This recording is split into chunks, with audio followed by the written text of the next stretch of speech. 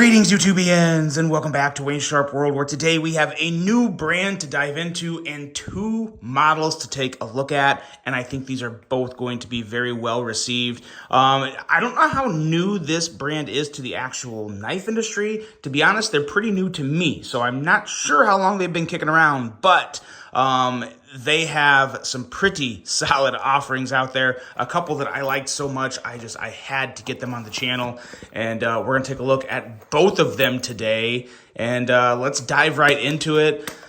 In this case right here, we have the North Mountain Blade Chop, and just take a look at that beauty. I have a lot to say about this one here. I am really enjoying this model. Look at that, buttery smooth. And let's hop in here and take a look at this one here. This is the Chop 2, which is basically just I'm kind of confused as to why this was the Chop 2 and this is the Chop, because they're radically different. Some similarities, but they're more different than they are the same. But anyway, this is the Chop and the Chop 2. We're gonna take a look at both of them and just kind of let you guys know what I think of these two models. Here's what they come in. Obviously, the Chop comes in this hard case, which is actually really nice. It's super protective with the foam and everything. There's no cutout, so it's just nice, solid compression to protect the knife. And then this comes with actually a very nice pouch with kind of a little sling to stick the knife in. And on top of that, it comes in here with a nice, strong box with your cloth and all that. But that's not it. You get one more extra little goodie if you get these knives, and it comes with both. I have two of these, but it comes with like a care pouch that comes with knife oil. It comes with some lanyard if you want to make a a lanyard for the back of the knife. I won't be doing that, but actually, that's funny. This actually doesn't have a lanyard tie off, but you still get some paracord. So there you go. A T8 insert to do maintenance on your knife, some Band-Aids, there's an extra cloth in there, and then these right here, I believe, are just extra little cleaning swabs with some cleaning liquid inside the Q-tips. So a nice little care pouch. Some people who are like big into knives wouldn't need these, but if you're buying it as a gift for someone who doesn't have a bunch of knives, who doesn't normally do this type of stuff, it's nice to have, and it's a nice little added detail at what is probably a low cost to them. So nice little touch there. We'll get the packaging out of the way, and let's take a look at some quick specs on these knives, and then we can dive into just what I think of them. For the Chop 2, we are looking at an overall length of 8 inches, and then the Chop is coming in just a little shorter. It's 7.5 inches. We have a blade length of 3.6 inches on the Chop 2 with a blade length of 3.3 inches on the Chop. Blade thickness is pretty similar. These are both right around 138 thousandths thick stock, so a little thicker than average, and these both have the same steel, which I am really enjoying. This is one of the few types of specialty steels, I guess we can call it, that I am really digging. This is SLD Magic San Mai steel. It's basically a laminated steel, so if you look at the back of the blade here, I don't think I can get close enough, but you can see there is two layers of steel, or technically three. There's an outside layer on each side, and then there's an inner layer. And they have a patented process they use to ensure the surface treatment is an authentic forged pattern. So what you're seeing here is not just laser etched. This is actually two different steels, and they look just exceptional. They look beautiful, and they definitely look pretty high quality. And I'm not saying these are the highest quality knives in the world, because at the prices, the quality is there, but in terms, it all depends what you're comparing it to, right? In terms of value, these are excellent values, in my opinion. We'll get to the price here in just a second. Heat treat is 60 to 61 HRC, so it's not a bad heat treat. I don't know enough about this particular type of San Mai steel to know if 60 to 61 is the range you want to be at.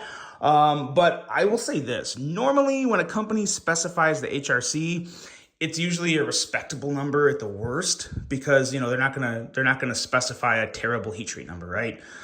So 60 to 61 is We'll see. We'll see how it goes, but let me know if you guys know more about it than I do in terms of the heat treat on these blades. Both of these are straight back style blades with more of a Tonto version on the Chop 2 and kind of just a regular drop point belly-ish type of blade on the Chop.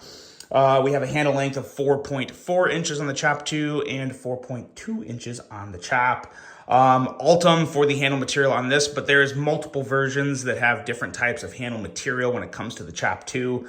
When it comes to the original Chop, I'm only seeing one version with this incredible carbon fiber, just nice and fully contoured. I still really enjoy just a good old regular carbon fiber, and I think a lot of people out there do too. This just has a really special feel to it that we'll talk about here in a second. As you can see, button lock for the Chop 2 and a liner lock on the Chop. 3.9 ounces on the Chop 2 and then 4.3 ounces for the Chop. A little more metals in this one, a little heavier, but it's still, they both actually feel very good. And then the price, that's where there's a pretty big difference. The Chop 2 is $96 for this version. Now, there's other versions that are going to be a little more, but this one here is coming in at $96, which is hard really to have a problem with. I think that's a pretty great value. And then this guy here is coming in at $160. Now, this one is sold out. I do want to specify that. As of right now, this is sold out. I don't know if there's more coming back in stock or not, but this is worth keeping an eye out for because this is, in my opinion, this feels a little more next level than the Chop 2. This has a very special feel in the action to it that we'll talk about more as we get into this review. Do some quick size comparisons here. First, we'll put them right up next to each other so everyone can see that the Chop 2 is just noticeably longer there. We'll bring out just a couple here because I want to fly through the size comparisons. We're already taking up a little more time than normal. There's the Civivi Vision FG, which I think is a nice size comparison for the Chop 2. And then we'll bring out the Kaiser Gemini to put next to the Chop. And there you go. Actually, that does it. That's all we need right there. That should do the trick. And now let's get into talking about these. And we'll do it separate. I kind of want to try and hit on each one individually because they're both good in their own rights. I'm going to set this one aside for a second because this one has a little more to say about. The Chop 2. It feels really good in hand. The blade is nice and razor sharp. I just love the appearance of this blade. They did a nice high polish at the bottom of both of these blades. You'll see kind of has a little blasted look up top, but it's buffed down toward the bottom to a nice polish, which is very nice. Nice, robust tip, so this should hold up well. Just a good looking blade and a really good feeling handle. This is like the perfect handle length for me. If I was to design another knife, this is like the perfect handle length because it has just a little extra room at the bottom. And then I like the way they incorporated kind of the top of the handle into the flipper tab to act as kind of like a protective choil. It works really well. Nice jimping up there for the thumb. It is nice and grippy jimping, which I like. And the button lock. The button lock is pretty good. Now, I will say, because I am a reviewer, and sometimes I feel like reviewers nowadays are more promoters than reviewers. I try not to be that. I try to be honest and give you guys my opinion and as much facts as I can to help your buying process of your next knife. That's kind of my goal.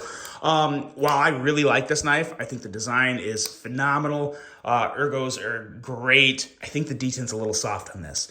Not like end of the world bad, but it is definitely softer than a lot of other button locks. I would compare this to this guy right here. And this is not a bad comparison, but the Civivi Conspirator kind of has to where it's still good action, but it doesn't have that crisp detent I look for.